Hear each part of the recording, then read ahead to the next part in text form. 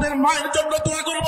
আল্লাহ যদি কোনো ধরনের তাকদীর থেকেও থাকে, সেই তাকদীর পাল্টিয়ে অন্তত আগামী কিছুদিনের জন্য হলেও, কয়েকটি বছরের জন্য হলেও আমাদের মাকে আপনি বাঁচিয়ে রাখুন। আমার মা, আপনার মা, বাংলার মাতা, বাংলাদেশের মা। যদি আমরা গায়রতহীন হয়ে যাই, একজন আলেমের ভাষা, একজন জ্ঞানীর ভাষা যদি গায়রতহীন হয়ে যায়, একবার অতিরিক্ত মাত্রা যদি তেলবাজি হয়ে যায়, আলেমদের যদি অবস্থা হয়, তাহলে সমাজের উপরে আল্লাহর আযাব গজব আসতে আর দেরি হয় না। এই যে ঘন ঘন ভূমিকম্প হচ্ছে কেন? এই পৃথিবীতে এক শ্রেণীর আলেম থাকবে, ওলামায়ে সু, নিকৃষ্ট, দুনিয়ার লোভ আর লালসার ফাঁদে পড়ে এরা তাদের ঈমান আমলকে বিক্রি করে ধ্বংস করে দেবে। না হলে কোনোদিন কোন মানুষ এভাবে গায়রতহীন হয়ে নিজের ব্যক্তিত্বকে বিসর্জন দিয়ে এভাবে করতে পারে না।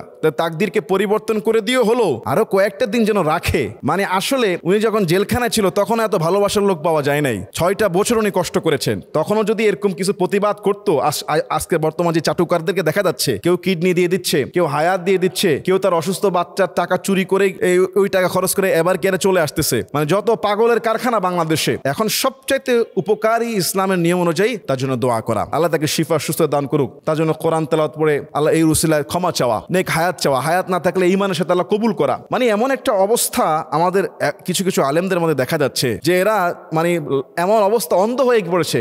দুনিয়ার ক্ষমতা, দুনিয়ার লোভ, দুনিয়ার লালসা। এই পৃথিবীতে, বাংলাদেশে এমন সুযোগ আর কখনো আসবে না। আলেম ওলামাদের যে ঐক্য হওয়ার যে সুযোগ, যে সম্মিলিতভাবে দেশকে সেবা দেওয়ার যে সুযোগ, এমন সুযোগ আর আসবে না। কিন্তু যুগে যুগে আব্দুল্লাহ ইবনে ওবাইদের উত্তরসূরিরা এই ইসলামকে সবচেয়ে বেশি ক্ষতি করেছে। সাধারণ মানুষের চেয়ে অনেক আলেমরা বিক্রি হয়ে গিয়ে বেশি ক্ষতি করেছে।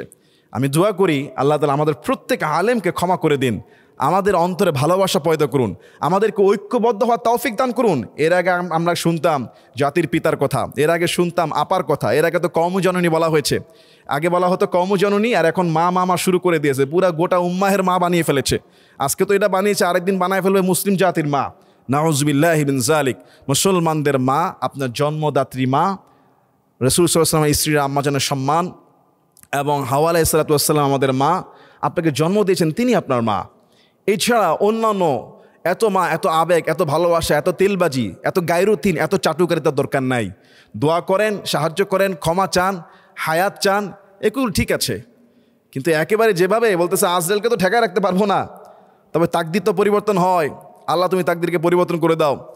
দোয়ার সুন্দর ভাষা আছে, একটা লিমিট আছে, একটা ক্রস আছে, সব কিছুর একটা সৌন্দর্য আছে।